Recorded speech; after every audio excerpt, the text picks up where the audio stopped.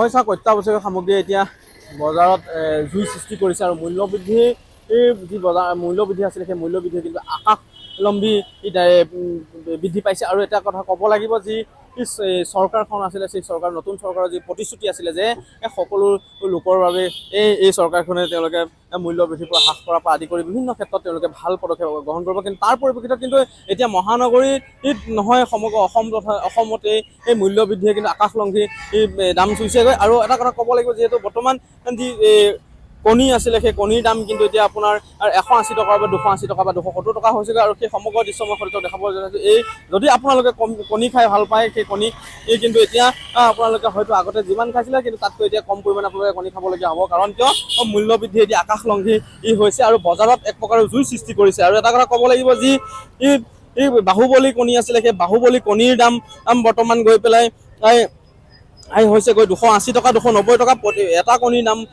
10 টকাকৈ হোৱা দেখিবলৈ পোৱা গৈছে। আৰু 180 টকাৰ কণীৰ প্লেট এতিয়া বৰ্তমান 270 টকা হ'লগৈ। 1500 টকীয়া চাউলৰ বেগ, যি বেগ আছিলে 1500 টকীয়া চাউলৰ বেগ, সেই 1500 টকীয়া চাউলৰ বেগ 1850 টকা হ'লগৈ। চেনি 48 টকাৰ পৰা 53 টকা হ'লগৈ। আৰু বজাৰত কিন্তু এই মুহূৰ্তত ক'ব লাগিব, বজাৰত কিন্তু কোনো ধৰণৰ নিয়ন্ত্ৰণ দেখা পোৱা নাই, চৰকাৰে কোনো ধৰণৰ নিয়ন্ত্ৰণ লোৱা পৰিলক্ষিত হোৱা নাই। আৰু প্ৰতি কেজি চেনিত এটা কথা ক'ব গ'লে, প্ৰতি কেজি চেনিত 6 টকাকৈ বৃদ্ধি পালে। আৰু প্ৰতি লিটাৰ মিঠাতেলতো কিন্তু 5 টকাকৈ বৃদ্ধি পোৱা পৰিলক্ষিত হ'ল। আৰু প্ৰতি কেজি পিঁয়াজৰ দামো কিন্তু 45ৰ পৰা 50 টকা পৰ্যন্ত এই মুহূৰ্তত বৃদ্ধি হৈ আছে, মূল্য বৃদ্ধি হৈ আছে। আৰু 220 টকাৰ যি কণী প্লেট আছিলে সেই কণী প্লেটো কিন্তু বৰ্তমান আকৌ 270 টকা হ'লগৈ। আৰু এটা কথা ক'ব লাগিব, যি বজাৰত যি আকাশলংঘী যি গগনচুম্বী মূল্য বৃদ্ধি হৈছে, কিন্তু বজাৰত জুই সৃষ্টি হৈছে এক প্ৰকাৰে আচলতে ক'ব লাগিব। কিন্তু কোনো কাৰণত যেন চৰকাৰে এই মূল্য বৃদ্ধিৰ ওপৰত তেওঁলোকে নিয়ন্ত্ৰণ কৰা নাই, কোনো মূল্য বৃদ্ধিৰ ওপৰত তেওঁলোকে ব্যৱস্থা লোৱা নাই।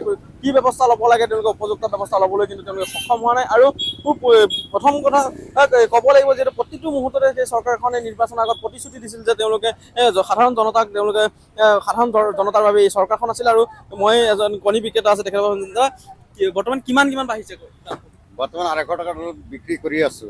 আৰু যিটো দেখা গৈ আছে আৰু প্লাছ হৈছে 80 টকা কাৰ্টনত, সেইটো মাল আহিলে 270 পাব, 10 টকা মৰে হৈ যাব বিক্ৰী কৰা। এতিয়া কেনেধৰণৰ সন্মুখীন হৈছে গ্ৰাহকৰ লগত আপোনালোকে, যিহেতু দাম অত্যাধিক হৈ গৈছে? গ্ৰাহকৰ আৰু কি কৰিছে, খোৱা বস্তু লৈ আছে আৰু দাম বাঢ়িছে, হাল্লা কৰিছে। এনেকুৱা দাম হ'লে কি ল'বই লাগে, লৈ আছে আৰু চলি আছে। গ্ৰাহকৰ লগত কেতিয়াবা ভাগ বিতণ্ডা লাগিব পৰা সেনেকুৱা কোনো কণ্ট্ৰল নহয়, নাই। যাৰ যেনে সেনে লৈ আছে। চৰকাৰক কিবা ক'ব নেকি যে মূল্য বৃদ্ধি যথেষ্টখিনি হৈ গৈছে? চৰকাৰৰ আৰু কি ক'ম, চৰকাৰ ইফালে চাব লাগে যে ইমান বস্তুখিনিৰ দাম হৈ গ'ল, তেনেহ'লে সেইটো তদন্ত কৰিব লাগে। সেইটো কৰা নাই, একো কৰা নাই। কিহৰ কাৰণে পাৰিলে সেইটো তদন্ত লোৱা নাই। নিশ্চয়কৈ এয়া আছিলে বিক্ৰেতাৰ মতামত। আৰু মই যদি সম্ভৱ হয় দাদা অলপ মাত দিব নেকি দাদা, যদি সম্ভৱ হয়, যিহেতু বজাৰত মূল্য বৃদ্ধি অত্যন্ত বাঢ়িছে। এইকেইদিনত আপোনাৰ চাউলৰ পৰা আদি কৰি এই কণীৰ দামো যথেষ্ট বৃদ্ধি হ'ল। চাউল প্ৰতি বেগত আপোনাৰ 300 400কৈ 350কৈ বৃদ্ধি হ'ল। পিঁয়াজত বৃদ্ধি হ'ল প্ৰায় 500 টকা, মিঠাতেলত 6 টকাকৈ বৃদ্ধি হ'ল, চেনিত বৃদ্ধি হ'ল। কি ক'ব? এতিয়া চাওক, বৃদ্ধি হোৱাটোতো হেৰিয়ে গম পায়, আমিতো লোৱা মানুহ, এতিয়া আমি কি ক'ম, হয় নে নহয়? যেনেকুৱা বিক্ৰী কৰি আছে দোকানীয়ে তেনেকৈ ল'ব লাগিব, উপায়তো নাই। যেনেকুৱা চৰকাৰে বঢ়াই আছে দাম, সেনেকৈ আমিও চলি আছোঁ।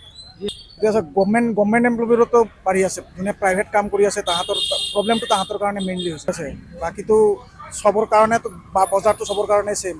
আমিতো ধৰক প্ৰাইভেট কাম কৰোঁ, চাকৰি কৰোঁ, এনেকুৱা টাইপৰ, তো আমাৰ কাৰণে প্ৰব্লেম হয়। আৰু গভৰ্ণমেণ্ট চাকৰিৰ কাৰণে পে স্কেল বাঢ়ি থাকে, তাহাঁতৰ কাৰণে প্ৰব্লেম নাই, প্ৰব্লেম আমাৰ কাৰণে হয়। এয়া আছিলে গ্ৰাহক আৰু বিক্ৰেতাৰ মনোভাৱ। আৰু আমিও পুনৰবাৰ চৰকাৰক আহ্বান জনাইছোঁ, যিহেতু আপোনালোকে যিহেতু প্ৰতিশ্ৰুতি দিছিলে নিৰ্বাচনৰ আগতে যে আপোনালোকে সাধাৰণ জনতাৰ বাবে এইখন চৰকাৰ, আৰু আপোনালোকে যদি পুনৰ চৰকাৰী শাসনৰ গাদীত বহে তেতিয়াহ'লে আপোনালোকে সকলো বস্তু সমাধান উলিয়াব বা মূল্য বৃদ্ধি ৰোধ কৰিব। কিন্তু আপোনালোকৰ সেই নিৰ্বাচনৰ আগৰ যি প্ৰতিশ্ৰুতি আছিলে সেই প্ৰতিশ্ৰুতিসমূহ যাতে এতিয়া পালন কৰিবলৈ চেষ্টা কৰে, তাকেই আমাৰ ফালৰ পৰাও আমি আশা কৰিছোঁ।